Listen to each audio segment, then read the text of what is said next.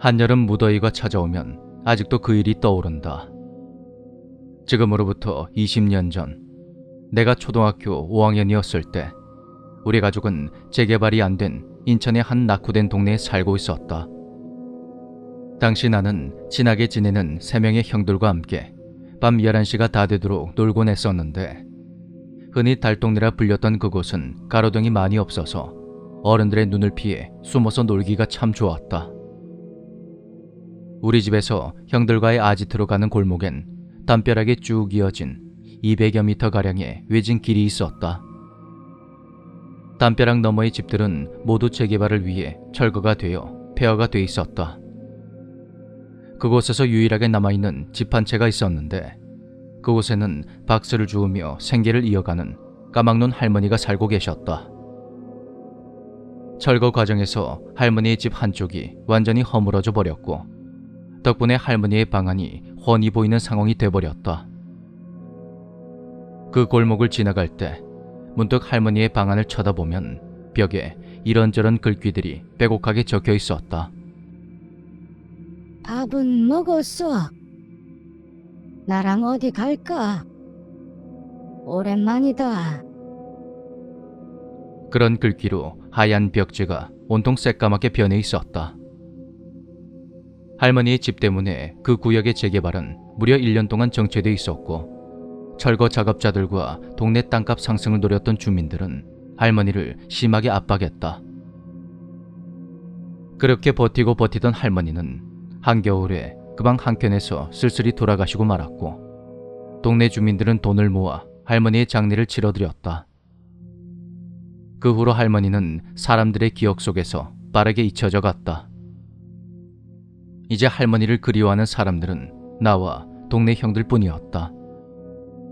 가끔 술방을 만들어서 아이들에게 나눠주시던 할머니의 온기는 이내 사라져버렸고, 빈집은 빠르게 폐허가 되어갔다. 이상한 것은 할머니가 돌아가신 후로 그 집 앞에 늘 고양이 한 마리가 죽어있다는 거였다.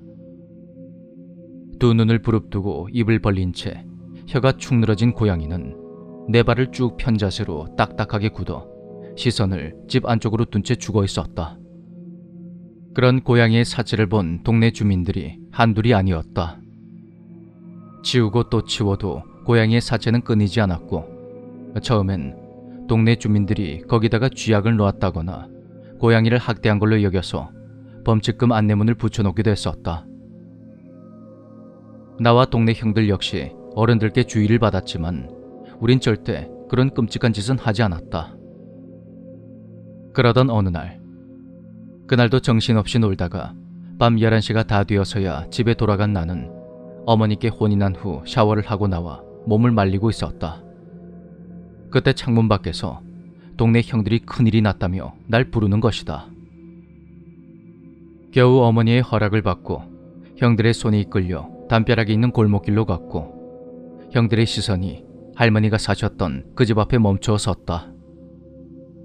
그 시선을 따라간 곳에는 외부 화장실과 깨진 장독대들이 줄지어 서 있었는데, 장독대 위쪽에 빛이 나는 하얀 공 같은 물체가 떠 있는 것이 보였다. 저게 뭔가 하고 자세히 관찰하고 있던 순간 물체가 점점 사람의 머리로 변하기 시작했다. 잠시 후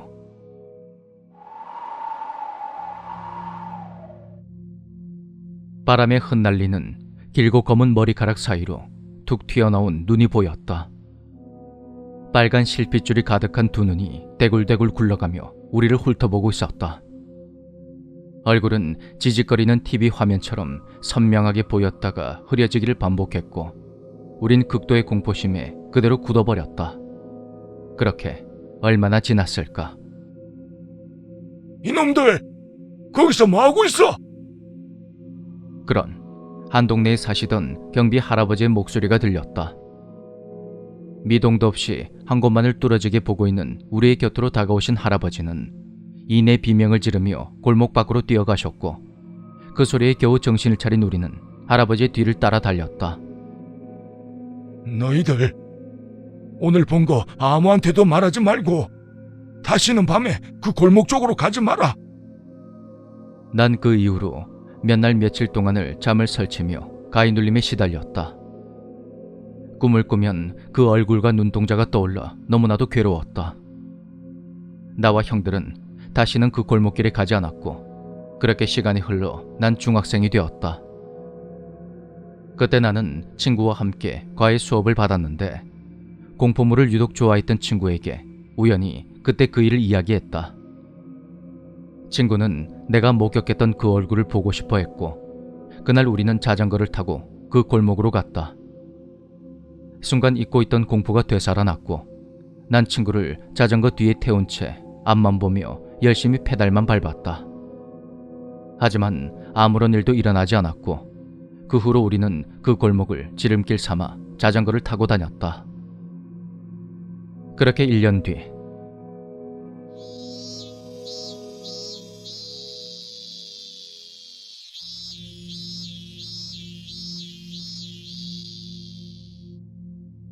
그날도 우리는 친구 집에서 수업을 마친 후 게임을 하다가 자전거를 타고 그 골목길로 들어섰다. 그런데 뒤에 타고 있던 친구가 갑자기 내 등을 세게 확 밀치더니 자전거에서 뛰어내려 버렸다. 친구는 마구 소리를 지르며 앞으로 내달렸고 갑작스런 상황에 멍해진 나는 어둠 속으로 뛰어가는 친구의 뒷모습을 멍하니 바라만 보고 있었다. 그리고 옆눈으로 보이는 시야가 환해지며 갑자기 온몸에 소름이 돋았다. 설마 그 얼굴이 다시 나타난 건가? 난 자전거를 버려둔 채 뒤도 보지 않고 뛰기 시작했다.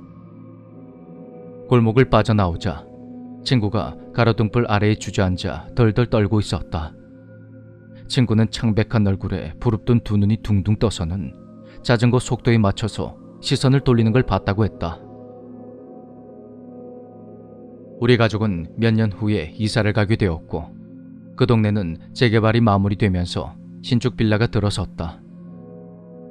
동네를 떠나기 전에 마지막으로 들렀던 폐가의 터는 빌라 주차장으로 변해 있었는데 그곳엔 여전히 고양이가 죽어 있었다. 수많은 고양이들이 왜 하필 돌아가신 할머니 집 앞에서 죽어 있었던 것일까? 우리가 보았던 그 머리는 뭐였으며 그때 경비 할아버지는 왜 아무에게도 말하지 말라고 그러셨던 것일까? 혹시 그 얼굴이 누구인지 알아보셨던 건 아닐까? 20년이 지난 지금도 그 모든 것은 의문으로 남아있다. 지금 그 동네 사람들은 별탈 없이 잘 살고 있을까?